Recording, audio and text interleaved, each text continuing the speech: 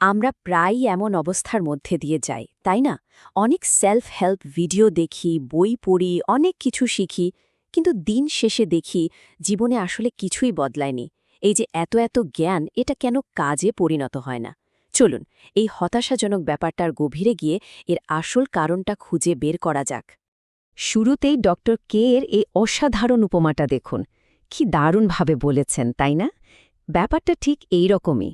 শুধু তথ্য গ্রহণ করাটা যথেষ্ট নয়। যেমন সুস্বাদু খাবারের ছবি দেখে পেট ভরে যায় না, ঠিক তেমনি ঘণ্টার পর ঘণ্টা মোটিভেশনাল ভিডিও দেখলেও জীবনে আসল পরিবর্তনটা আসে না। আমরা ঘণ্টার পর ঘণ্টা সময় দিচ্ছি নতুন কিছু জানতে, নিজেকে উন্নত করার উপায় শিখতে। কিন্তু যখন সেই শেখা জিনিসগুলো কাজে লাগানোর সময় আসে, আমরা কেন যেন আটকে যাই। এটাই হলো তথ্য আর কর্মের অদ্ভুত প্যারাডক্স। তার মানে মূল ব্যাপারটা কিন্তু তথ্যের অভাব নয়। আমাদের কাছে যথেষ্ট তথ্য আছে, কি করতে হবে সেটাও আমরা জানি। আসল সমস্যাটা হলো এই জানা বিষয়গুলোকে বাস্তব জীবনে প্রয়োগ করার ক্ষেত্রে একটা বড়সড় গ্যাপ রয়ে গেছে। কিন্তু এই গ্যাপটা তৈরি হয় কেন? কেন আমরা জেনেও কাজটা করতে পারি না? এর উত্তরটা কিন্তু আর কোথাও না, আমাদের নিজেদের মস্তিষ্কের গঠনের মধ্যেই লুকিয়ে আছে। আমাদের ব্রেনের দুটো অংশকে এক্ষেত্রে বুঝতে হবে। যখন আমরা কোনো ভিডিও দেখি বা কিছু পড়ি, সেই তথ্যটা জমা হয় হিপ্পোক্যাম্পাসে। এটাকে বলতে পারেন ব্রেনের মেমোরি স্টোরেজ। অন্যদিকে আমরা যে কোনো সিদ্ধান্ত নিই বা কাজ করি, সেটা নিয়ন্ত্রণ করে ফ্রন্টাল লোব। আর মজার ব্যাপার হলো, নিউরোসায়েন্স আমাদের বলছে এই দুটো গুরুত্বপূর্ণ অংশের মধ্যে কোনো সরাসরি অটোম্যাটিক কানেকশন নেই। আর ঠিক এই কারণেই কোনো কিছু জানা আর সেই অনুযায়ী কাজ করা দুটো সম্পূর্ণ আলাদা ব্যাপার। কারণ এই দুটো প্রক্রিয়া আমাদের মস্তিষ্কের একদম ভিন্ন দুটো জায়গায় ঘটছে। এই জন্যই আমাদের অনেক সময় আটকে আছি বলে মনে হয়। তাহলে উপায় কি? হতাশ হওয়ার কিছু নেই। উপায় হলো মস্তিষ্কের এই দুটি অংশের মধ্যে বোস্টফুলভাবে একটা সেতু তৈরি করা। আর তার জন্য আমাদের কাছে কিছু দারুণ কার্যকরী টুলস আছে, যা এই ব্যবধানটা পূরণ করতে সাহায্য করবে। এই সেতুটা গড়ার জন্য মূলত তিনটি সহজ কিন্তু খুব শক্তিশালী উপায় আছে। প্রথমত, তথ্যকে নিজের মতো করে ব্যবহার করা। দ্বিতীয়ত, বারবার পুনরাবৃত্তি করা। আর তৃতীয়ত, নিজের চিন্তার পরিধিকে আরও প্রসারিত করা। চলুন দেখি এগুলো আসলে কিভাবে কাজ করে। প্রথম ধাপটা হলো তথ্যকে নিজের জীবনে খাপ খাইয়ে নেওয়া। আমরা প্রায় যে ভুলটা করি তা হলো অন্যের সাফল্যের ফর্মুলা হুবহু কপি করতে চাই।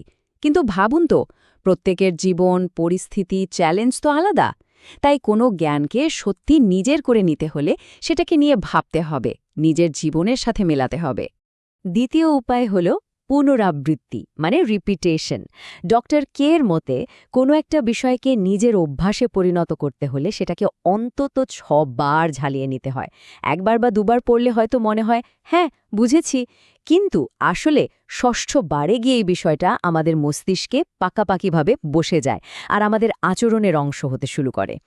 আর ৩ নম্বর উপায়টা হলো মস্তিষ্ককে একটু চ্যালেঞ্জ করা। এই কথাটা খুব গভীর। আজকাল আমরা ছোট ছোট সহজ কন্টেন্ট দেখতে অভ্যস্ত, কিন্তু আসল শেখা বা পরিবর্তনটা তখনই আসে যখন আমরা কোনো কঠিন বিষয়ে বোঝার জন্য চেষ্টা করি, মানে স্ট্রাগল করি। ওই চেষ্টার সময়ে আমাদের মস্তিষ্ক নতুন সংযোগ তৈরি করে, আরও শক্তিশালী হয়। আচ্ছা, এই সব থিওরি তো হলো।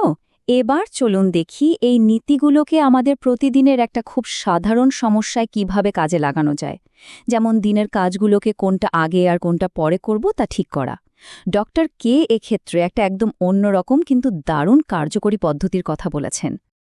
তার মতে দিনের শুরুতেই সেই কাজটা করা উচিত যা আমাদের মাথার উপর একটা কুঠার বা অ্যাক্সের মতো ঝুলছে।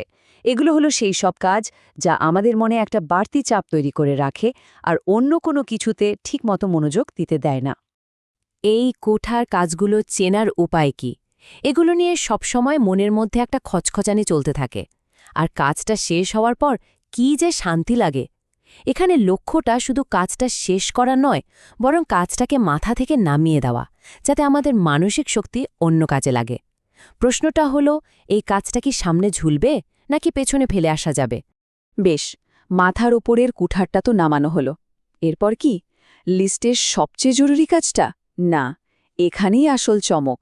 এরপর করতে হবে সেই কাজগুলো যা হলো চেরি অন টপের মতো, মানে যে কাজগুলো আমাদের আনন্দ দেয়, মনকে ভালো রাখে।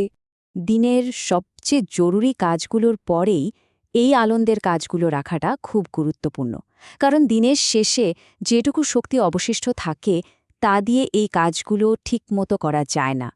এই চেরি কাজগুলোই আমাদের দীর্ঘমেয়াদে মোটিভেশন দেয় আর হতাশ হয়ে পড়া বা বার্নআউট থেকে বাঁচায়। আচ্ছা, এই সব নিয়ম মেনে চলতে হলে আরও একটা বড় বিষয় বুঝতে হবে, আর সেটা হলো আমাদের পারিপার্শ্বিক পরিবেশকে নিয়ন্ত্রণ করা। এটাই হয়তো সবচেয়ে বড় চ্যালেঞ্জ। এখানে পরিবেশ বলতে কিন্তু শুধু আমাদের ঘর বা অফিস বোঝানো হচ্ছে না, এর মধ্যে আমাদের মন, আমাদের শরীর, এমনকি আমাদের মোবাইল ফোনটাও পড়ে। সত্যি বলতে আমাদের সংগ্রামের সবচেয়ে বড় উৎস কিন্তু এই ভেতরের পরিবেশটাই। দেখুন, আমাদের সামনে দুটো রাস্তা খোলা আছে। হয় আমরা সারাদিন নিজের ভেতরের ইচ্ছার সাথে যুদ্ধ করতে পারি, নিজের মনোযোগ ধরে রাখার জন্য লড়াই করতে পারি, যা আমাদের ইচ্ছা শক্তিকে একসময় শেষ করে দেয়। অথবা আমরা বুদ্ধি করে আমাদের চারপাশের পরিবেশটাকেই এমনভাবে সাজিয়ে নিতে পারি যাতে ভালো কাজগুলো করা সহজ হয়ে যায় আর খারাপ কাজগুলো করা কঠিন। সুতরাং মূল সিদ্ধান্তটা এটাই, লড়াইটা কোথায় লড়া হবে, মাথার ভেতরে নাকি বাইরের জগতে। এই সিদ্ধান্তটাই দিন শেষে সবকিছু বদলে দিতে পারে। তাহলে এই আলোচনা শেষ করার আগে নিজেকে একটা প্রশ্ন করা যাক, এমন কোনো একটা কুঠারের মতো ঝুলে থাকা কাজ আছে যা আজই শেষ করে মাথা থেকে নামিয়ে ফেলা যায়? এই একটা ছোট পদক্ষেপই কিন্তু তথ্যকে কর্মে পরিণত করার দারুণ শুরু হতে পারে।